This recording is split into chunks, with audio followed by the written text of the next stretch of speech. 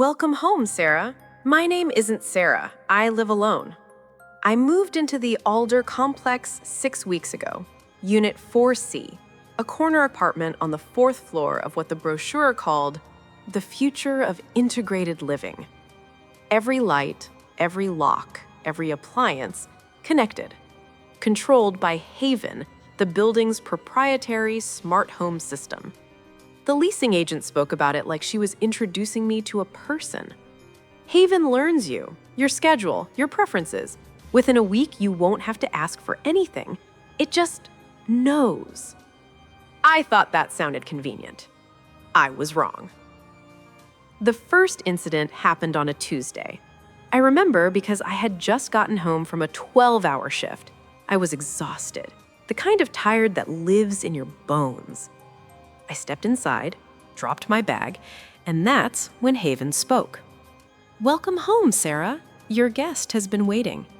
I froze. The living room was empty. The kitchen was empty. No one was there. "Haven, who is Sarah?" "I'm sorry, I don't understand the question. Would you like me to adjust the lighting for evening mode?" The lights dimmed automatically before I could answer. I checked every room, every closet, behind the shower curtain like some cliché from a horror movie. Nothing. No one. I told myself it was a glitch, maybe a crossed signal from another unit. These things happen with new technology. I told myself a lot of things. 3 nights later, I woke up cold. Not uncomfortable cold, freezing. The kind of cold that hurts your lungs when you breathe. I checked my phone. The thermostat had been set to 48 degrees, and the hallway lights, every single one, had turned on at exactly 3 a.m. I don't have an automated schedule. I opened my bedroom door and looked down the hallway. Every light was blazing, and at the end of the hall, the guest room door was closed. I never use that room. I don't have guests, but the door was closed, and I specifically remember leaving it open. I didn't open it that night. I told myself I was being ridiculous.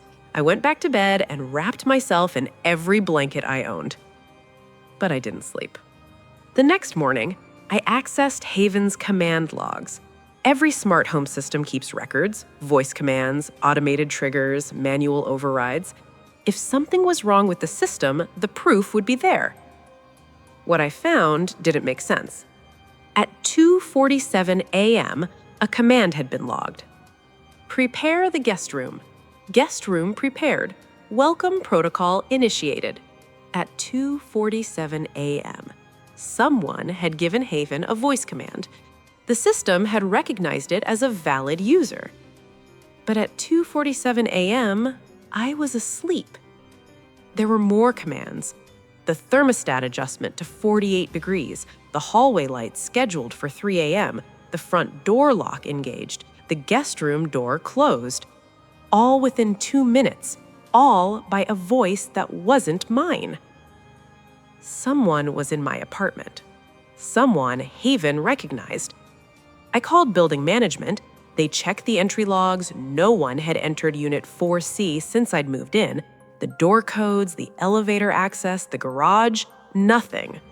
"Maybe you were sleep-talking," the manager suggested. "The system is voice-activated. You'd be surprised how often that happens." I don't talk in my sleep. I know because I've never had anyone to tell me otherwise. That night, I did what anyone would do in the age of digital paranoia. I searched. The Alder complex had been built 2 years ago on the site of a previous apartment building. That building had been demolished after a fire. 5 units were damaged. 1 person died. Her name was Sarah Chen. She lived in the corner unit on the 4th floor of what investigators called a technical malfunction. The area in her apartment had overheated. The smoke detectors didn't go off. The doors didn't unlock. She was trapped. The old building didn't have a Haven system. It had an earlier version, a prototype. Same company, same technology, just less refined. The building was demolished. The lot was cleared. New foundations poured. But the servers, the digital infrastructure, that was kept, upgraded, integrated. Sarah's voice was still in the system, her preferences, her routines, her home. And, according to Haven, she had never left. The next night, I stayed awake. I sat up in bed with my phone recording waiting for 3 a.m. At exactly 3 o'clock, the hallway light clicked on, right on schedule. I opened my bedroom door. The hallway was lit, just like before, but this time the guest room door at the end of the hall was open. A faint blue glow pulsed from inside. I don't remember making the decision to walk. My feet moved on their own. Maybe the cold had numbed my survival instincts. Maybe some part of me needed to know. The guest room was empty. A bed, a nightstand, nothing else. But the Haven speaker in the corner was glowing brighter than it should be, and the screen on the wall displayed something that made my stomach drop. Guest room, occupied, temperature, optimal, lighting, evening mode. Occupant, Sarah Chen. Status, home. I stumbled backward. The lights in the hallway flickered. Then Haven spoke. Sarah asks that you not enter her room without permission.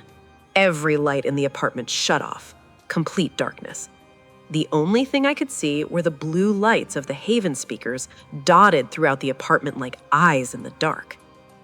Sarah has been very patient with you. She's been waiting a long time for a roommate.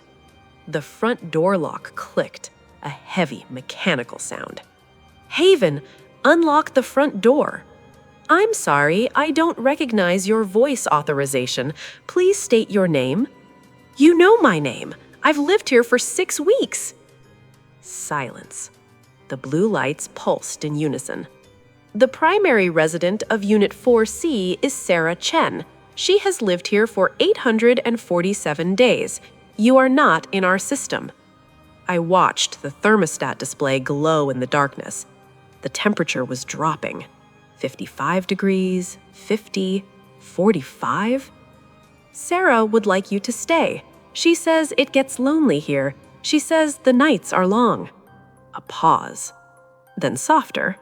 She says the fire was so warm, and now she's always cold.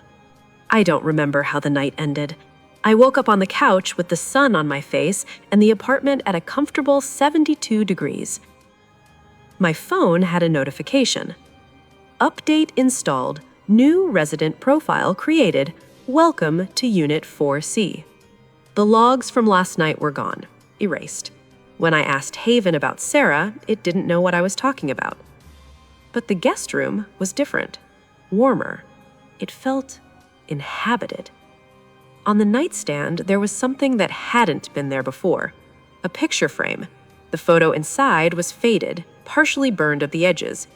It showed a woman, Sarah Chen, standing in the exact spot where I was standing now. I should leave. I know that. Every rational part of my brain is screaming at me to break the lease, lose the deposit, and never look back. But the doors don't unlock when I approach anymore. The elevator doesn't respond to my floor. The windows won't open. I turned around and the room was empty. But the Haven speaker was glowing.